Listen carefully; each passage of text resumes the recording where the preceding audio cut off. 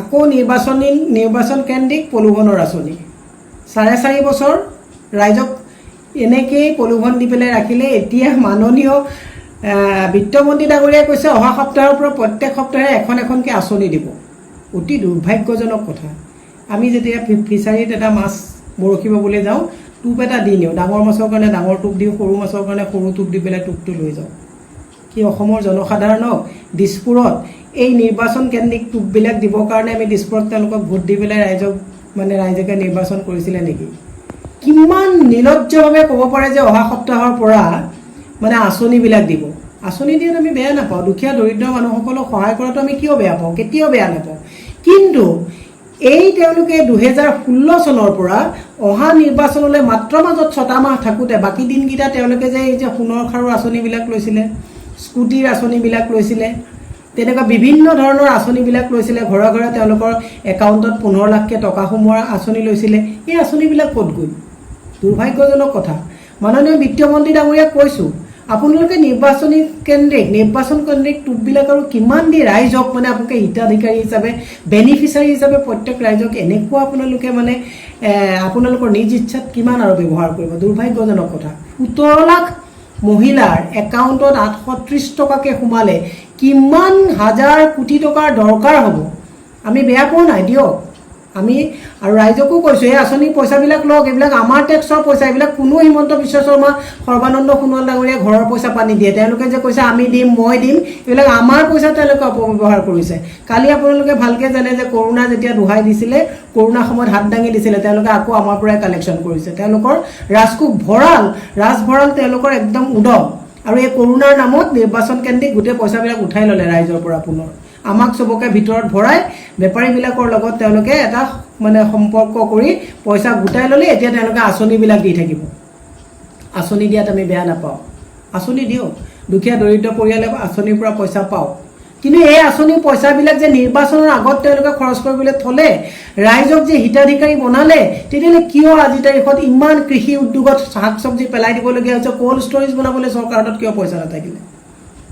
আমাৰ ৰাইজৰ মৎস্য উদ্যোগ চলাই থকা ল'ৰাবিলাকক, দুগ্ধ উদ্যোগ চলাই থকা ল'ৰাসকলক, আমাৰ এই বাহিৰৰ পৰা ঘূৰি অহা ল'ৰাবিলাকক সংস্থাপনৰ যিটো পাৰ্মানেণ্ট তেওঁলোকে সলিউশ্যন এইবিলাক নকৰি তেওঁলোকে এতিয়া বেনিফিচাৰী বনাব বিচাৰিছে, নিৰ্বাচন কেন্দ্ৰিক বেনিফিচাৰী।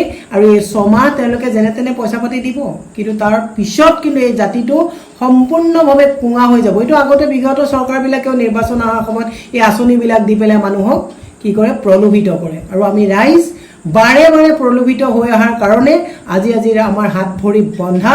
আমি এই চৰকাৰৰ প্ৰলোভনৰ কাৰণে আশাত বন্দী হৈ 4.5 বছৰ আমি নিৰ্যাতন সহ্য কৰি নিৰ্বাচনৰ আগত এই একাউণ্টত সোমোৱা 830 টকা, 1 তোলা সোণ, ক'ৰবাত আপোনাৰ এখন স্কুটি, ক'ৰবাত এটা লেপটপ, এইবিলাক পোৱাৰ আশাত 4.5 বছৰকৈ আমি কোৱালিটি টাইম আমি অপচয় কৰি মাত্ৰ এই নিৰ্বাচন কেন্দ্ৰিক সময়টোত বৰশীত মাছৰ টোপ ধৰা দি আমি এই টোপটো গিলিবৰ কাৰণে ৰাইজ ৰখি থাকোঁ। কম দুৰ্ভাগ্যজনক কথানে?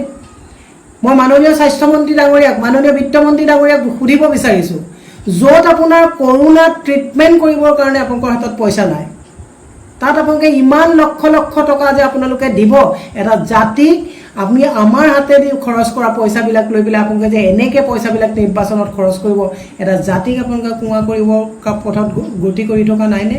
অতি দুৰ্ভাগ্যজনক কথা। ৰাইজক মই এটা কথা মনত পেলাই দিছোঁ, এইখন মিছাৰ চৰকাৰ।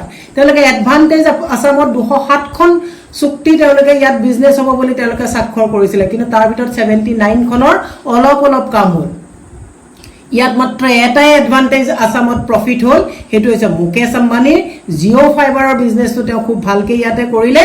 আৰু আমাৰ গোটেই ল'ৰা ছোৱালীক জিঅ'ত BSNL পৰা জিঅ' ফ্ৰী কৰাই প্ৰথম তেওঁ প্ৰলোভিত কৰি ইমান এডিক্টেড কৰিলে। এতিয়া কাৰো ঘৰত অভিভাৱকৰ শান্তি নাই, ল'ৰা ছোৱালীয়ে জিঅ' বাদ দি থাকিব নোৱাৰে। কেৱল মাত্ৰ এডভান্টেজ আছামত প্ৰফিট হ'ল মুকেশ আম্বানীৰ। আৰু পৃথিৱীৰ ভিতৰতে এই জিঅ' বিজনেছ কৰি ঘৰে ঘৰে মোবাইল ধৰাই দি লৈ পেলাই আমি ফেচবুক ইণ্টাৰনেটত ল'ৰা ছোৱালীবিলাকক ধ্বংসৰ মুখলৈ পঠাই দি পেলাই মুকেশ আম্বানীক আমি পৃথিৱীৰ ধনী মানুহজনৰ ভিতৰত ভৰালোঁ আৰু আমাৰবিলাকক চাক কৰি অক্টোপাছৰ নিচিনাকৈ লৈ গ'ল। এইটোৱে এডভান্টেজ আছামৰ বেনিফিট। এডভান্টেজ আছামৰ টুইন টাৱাৰৰ 65 মহলীয়া বিল্ডিংটো কি হ'ল হয়তো আপোনালোকে এইফালে গ'লে দেখিব 65 মহলীয়াটো বিল্ডিংটো নায়ে যাবৰ মানে তাত জংঘল হৈ পেলাই অৱস্থা নাইকিয়া হৈ গ'ল। গতিকে এই কথাবিলাক অত্যন্ত দুৰ্ভাগ্যজনক কথা। আপোনালোকে মাজুলী হাইৱে এক্সপ্ৰেছ দেখিলে কিমান মিছলীয়া। এতিয়া তেওঁলোকে আকৌ যেতিয়া নিৰ্বাচন আহিলে এতিয়া তেওঁলোকে DPR আৰম্ভ কৰিছে। এই কথাবিলাক ৰাইজ পাহৰি নাযাব। এডভান্টেজ আছামত যিটো NRLত যিটো তেওঁলোকে প্ৰজেক্ট খুলিছে এইটো এডভান্টেজ আছামৰ প্ৰজেক্ট নহয়, এইটো আগৰ প্ৰজেক্ট, আগৰ পইচা প্ৰজেক্টৰ কাম তাত চলি আছে। গতিকে ৰাইজ আপোনালোকে কিমান বাৰ প্ৰলোভিত হ'ব এই নিৰ্বাচন কেন্দ্ৰিক আঁচনিবিলাকৰ জৰিয়তে। কেতিয়াও ভুল নাভাবিব যে দুখীয়া দৰিদ্ৰ ৰাইজসকলৰ একাউণ্টত পইচা সোমাব আমি বেয়া পাম। পইচা লওক, আমাৰ পইচা। এওঁলোকে বহুত পইচাই মন্ত্ৰী বিধায়কসকলে লক্ষ লক্ষ হাজাৰ হাজাৰ কোটি টকা তেওঁলোকে আত্মসাৎ কৰিছে। গতিকে যি পইচা দিয়ে আপোনালোকে লওক, আমাৰ পইচা আপোনালোকে লওক। কিন্তু এটা কথা ৰাইজে বিবেচনা কৰাৰ সময় আহিল যে আপোনাৰ আমাৰ দিন গৈছে। এই আমাৰ অনাগত ভৱিষ্যতৰ ল'ৰা ছোৱালীবিলাকক আমি কি এটা শাসনৰ ওচৰত থৈ যাম, কেনেকৈ আমাক এই প্ৰলোভিত কৰা যিটো মানে আপোনাৰ যিসকল নেতা এতিয়া দিছপুৰত আছে তেওঁলোকৰ অতি দুৰ্ভাগ্যজনক কথা।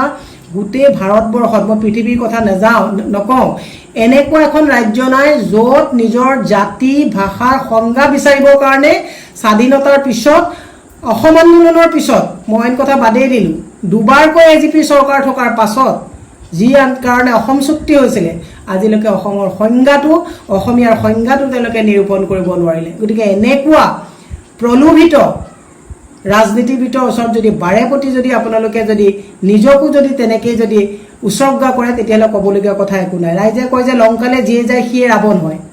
লংকালে বাৰে প্ৰতি ৰাৱণবিলাকক যদি বাৰে প্ৰতি নিৰ্বাচিত কৰে তেনে ৰাৱণৰ ভুল নে নিৰ্বাচিত কৰা মানুহসকলৰ ভুল? তেওঁলোকতো নিজে নিজে দিছপুৰলৈ যাব নোৱাৰে, নিজে নিজে দিল্লীলৈ যাব নোৱাৰে। প্ৰত্যেকবাৰে এটা নিৰ্বাচন হয়, নিৰ্বাচনত ৰাইজে ভোটাধিকাৰ সাব্যস্ত কৰি তেওঁলোকক পঠায়।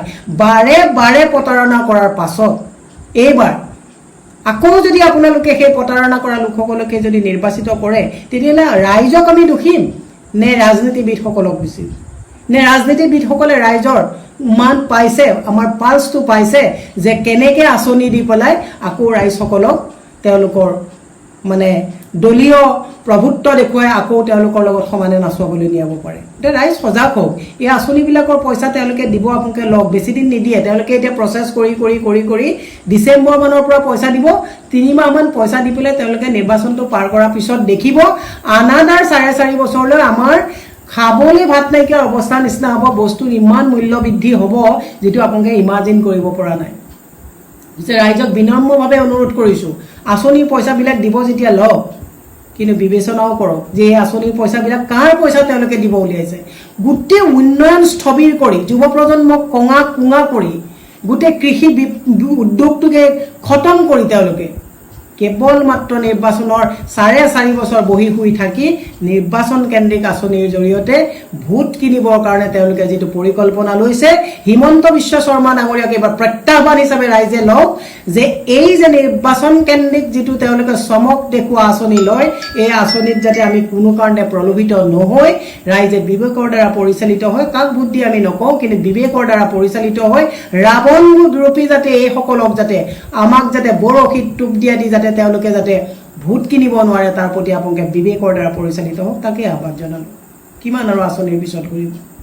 ধন্যবাদ।